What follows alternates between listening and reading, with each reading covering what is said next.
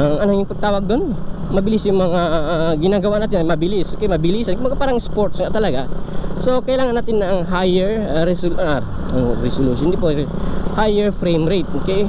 So ang frame rate po, halimbawa na lang, kung hindi nyo naiintindihan, halimbawa po, halimbawa manonood ka ng mga cinematic na movie, okay, yung mga movie po, ang frame rate po yan is napakaliit, napakanipis po, napakababa, okay. Umabot lang po yan ng 24 frames per second. Ganun lang po kababa ang frame rate ng mga movie, okay. 24 frames per second, yun po ang rule of thumb, okay. Kung halimbawa mga movie ay mababa lang po yan ng frame rate, umabot lang po yun po ang sinunok. Ang ganda ng nila, di ba, ng logo nila.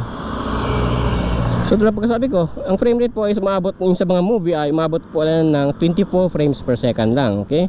Kasi kumbaga yun ay tinatawag na cinematic frame rate.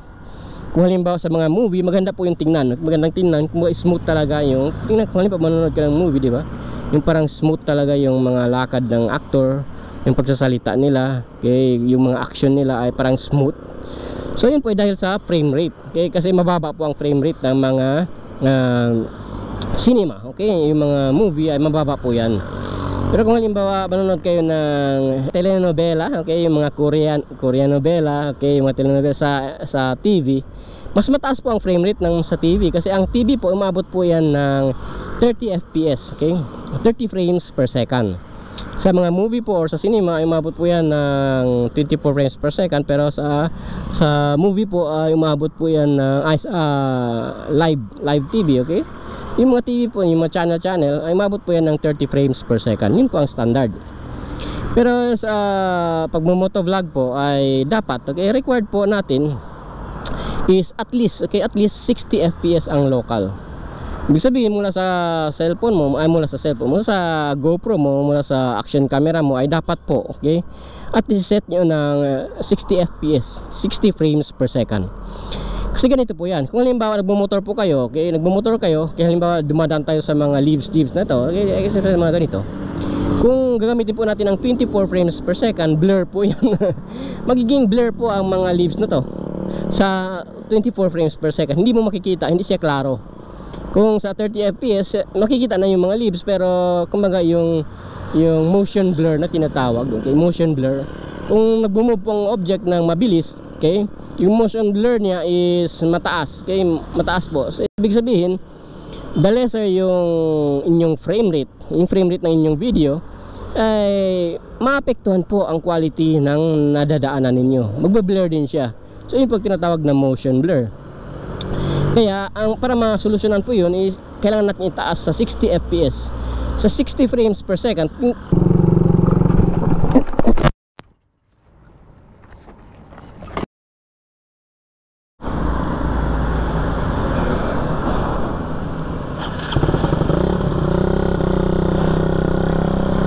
So yun nga, okay, para sa ating number 3 ay ang frame rate, okay.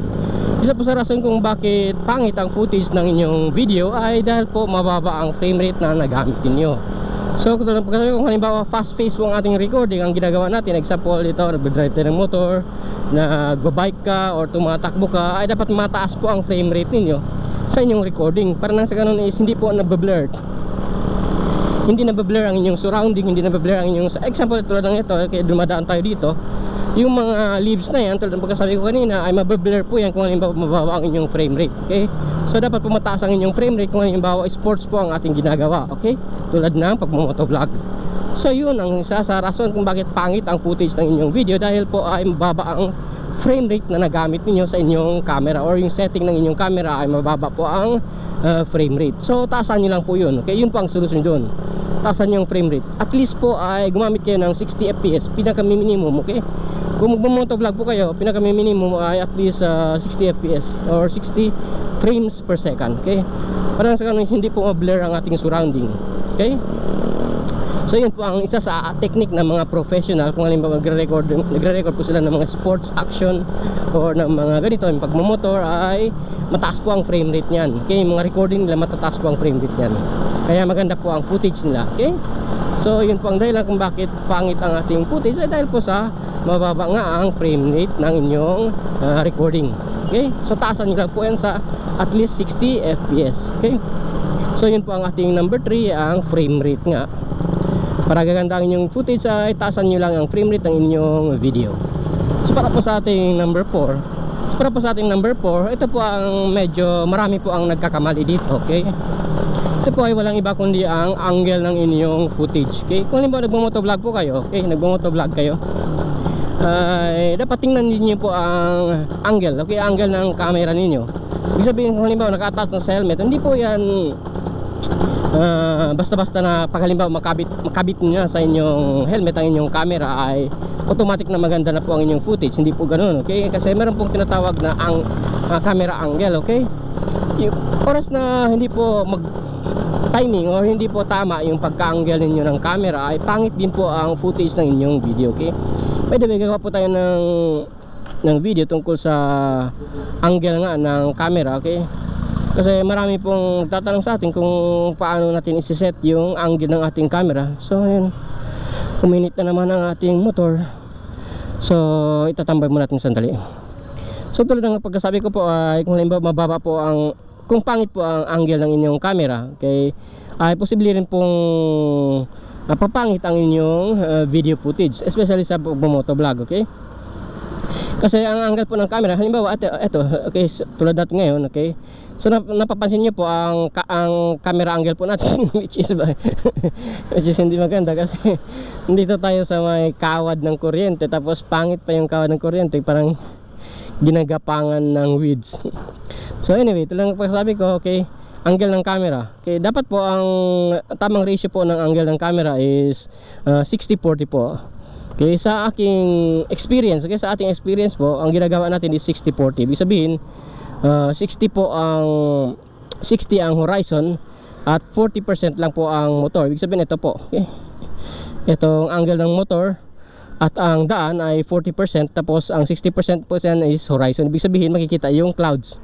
Kasi marami pong mga motovlogger, kahit tingnan niyo po yung mga professional na motovlogger ngayon or yung mga ibang motovlogger na monetized din, okay, yung mga matataas na, yun pong pagkakamali nila kahit kasi hindi nila alam, okay, yung technique doon kung paano makuha yung 60-40. Okay, ibig sabihin ay mali po ang pagkakabit nila ng kanilang GoPro, yung kanilang ano yun, yung action camera nila, mali po yung pagkakabit nila sa helmet. Oras na mali po yung pagkakabit mo ng iyong action cam sa helmet ay hindi mo po makukuha yung 60-40 na tinatawag, tulad ng halimbawa yung position natin ngayon, okay? So nakita nyo ay 40% po yung sa baba, yung daan pati yung dashboard ng ating motor, tapos 60% po yung clouds. Ibig sabihin ay kitang kita yung horizon natin, yung clouds ay kitang kita po, okay?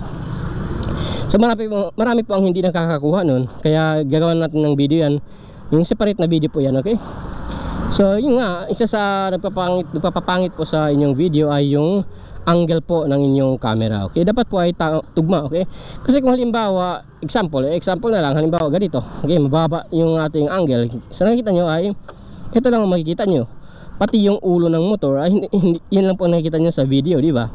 So kung halimbawa ipopost mo natin yan sa YouTube ay mumurahin tayo ng ating mga audience kasi wala tayong ibang makikita, wala silang ibang nakita kundi ang motor mo at ang ulo lang, ang dashboard lang ng motor mo. So mas maganda po kung halimbawa naman po ay sobrang taas, okay, ng ating angle. Halimbawa taasan natin ganyan, okay, ganyan, halimbawa ganyan kataas yung angle ay pangit din naman, kasi kung halimbawa nagbabalag ka na mataas po yung angle tulad dito ay kumbaga ay pangit din yung kalalabasan, kasi kumbaga ay magiging parang lumulutang ka, okay, parang nakalutang ka sa ere, nagsasalita ka sa kanila yung pang tinatawag na super vlog. Kaya hindi po motovlog, super vlog ibig sabihin superman ka na nagba-vlog. So pangit din po yun, okay? So mas maganda po is timing, at sabi ko ang correct timing talaga is at least, okay, at least po 60-40. So 40 lang ang ating baba, okay? Itong ang tawag dito, yung dashboard ng ating motor ay 40% lang, tapos 60% po yung horizon, okay? Ibig sabihin nakikita po yung mga clouds. So yun po ang gusto makita ng mga audience, okay? Susubukan natin. So natatakbo na. Pag umiinit po siya, okay, yun tinotopak kasi parang nai-stretch yung timing chain, so hindi siya nagta-timing, kaya yun bumuburot-burot, pumuputak-putak siya. Kaya pag pinapa-cool down natin ay tatakbo na naman siya, kasi nga ay kumbaga nag-compress na naman yung bakal, yung kanyang timing chain nag-compress na, ay okay na naman. Kaya ito, pag iinit na naman ito mamaya ay wala na naman. Kailangan na natin hinto. So yun nga, sabi ko, isa sa nagpapapangit po sa inyong video ay ang angle po ng inyong camera. Okay, so i-adjust nyo po. Okay, mag trial and error kayo. Okay, subukan nyo yung mababa yung angle.